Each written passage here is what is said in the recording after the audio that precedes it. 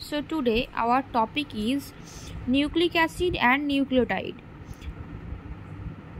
There are two types of nucleic acid. One is DNA and the another one is RNA.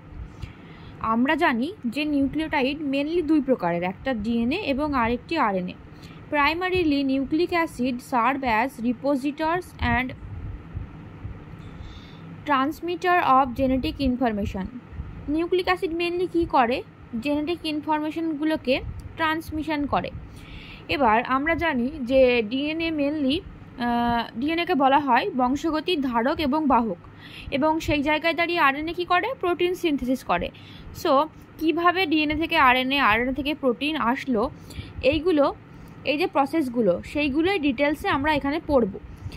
এবার এখানে আছে যে composition of nucleic acid.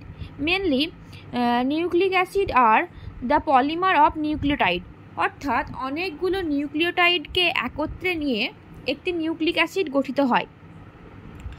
এবার এই ক্ষেত্রে আমরা বলতে পারি যে পলিমার না বলে অনেকগুলো পলিনিউক্লিওটাইড নিয়ে একটি নিউক্লিক অ্যাসিড তৈরি হয়.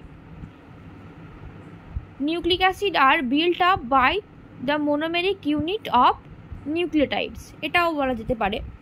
এবার নিউক্লিওটাইডের কম্পোনেন্টগুলো কী কী সেগুলো এখানে একটা রো করে দেওয়া আছে.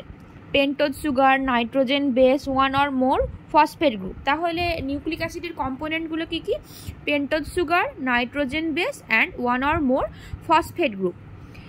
নিউক্লিওটাইডে যদি ফসফেট গ্রুপ না থাকে, if any nucleotide has no phosphate group, then the nucleotide is called nucleoside. This is very important question.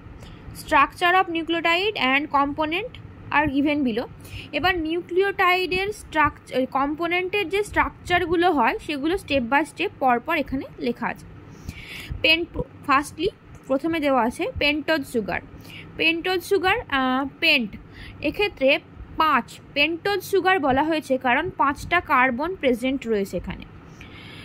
আমরা জানি যে যদি একটি কার্বন প্রেজেন্ট থাকে সেই ক্ষেত্রে মোনো, 2টো কার্বন থাকলে ডাই, 3টে কার্বন থাকলে ট্রাই, 4টে থাকলে টেট্রা, 5টা থাকলে পেন্টা, 6টা থাকলে হেক্সা, এটসেট্রা এটসেট্রা, এভাবে চলতে থাকে. সো এখানে